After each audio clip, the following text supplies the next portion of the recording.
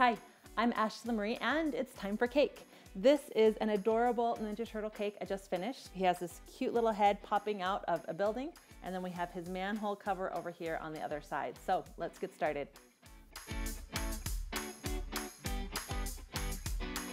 We covered this cake with the red fondant, and now we're gonna take this impression mat that I have. It looks like bricks.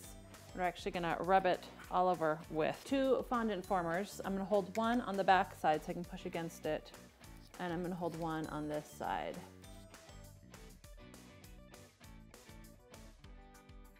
And you can see that that left this brick impression on our cake, and we're gonna, our cake isn't quite as long as this is, so.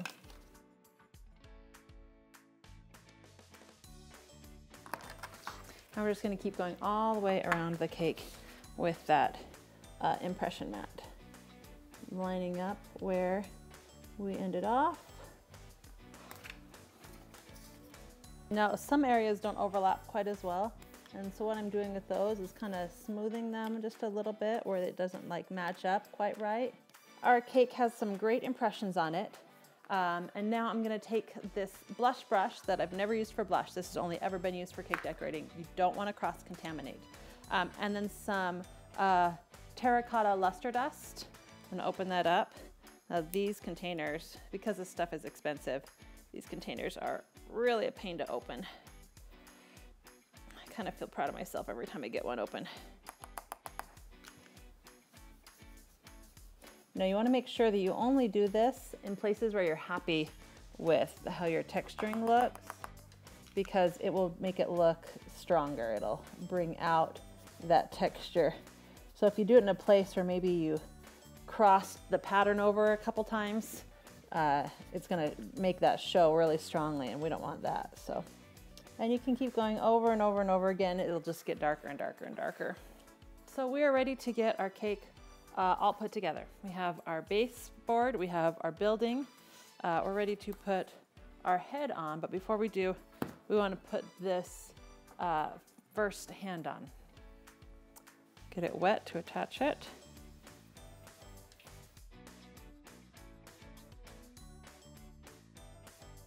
We want to put the head on,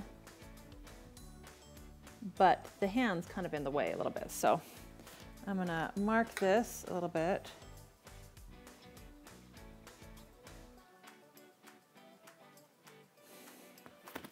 And I'm actually gonna cut into this.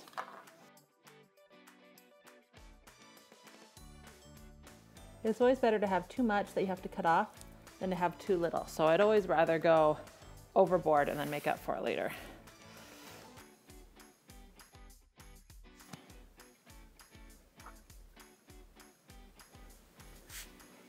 Press that down a little bit so it looks like it's coming up.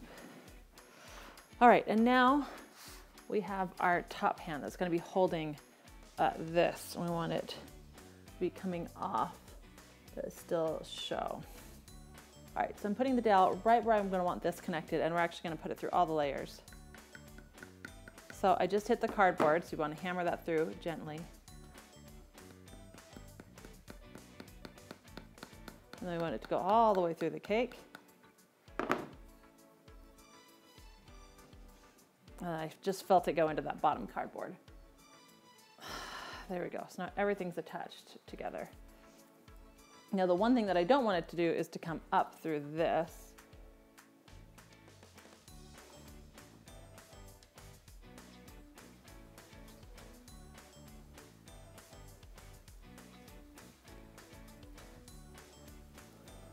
I'm hearing it go through the cardboard. We're trying to do this as gently as possible.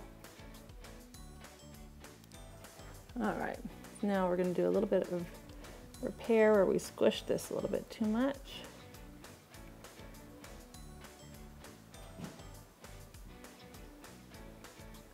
Square those fingers back up. We're all done. He's adorable. I'm really happy with how he turned out. I hope the birthday boy is excited to see him. And it's time to go deliver him, which is always the scariest part. Don't forget to subscribe to see more cakes and leave a comment down below if you have a request. Thanks for watching.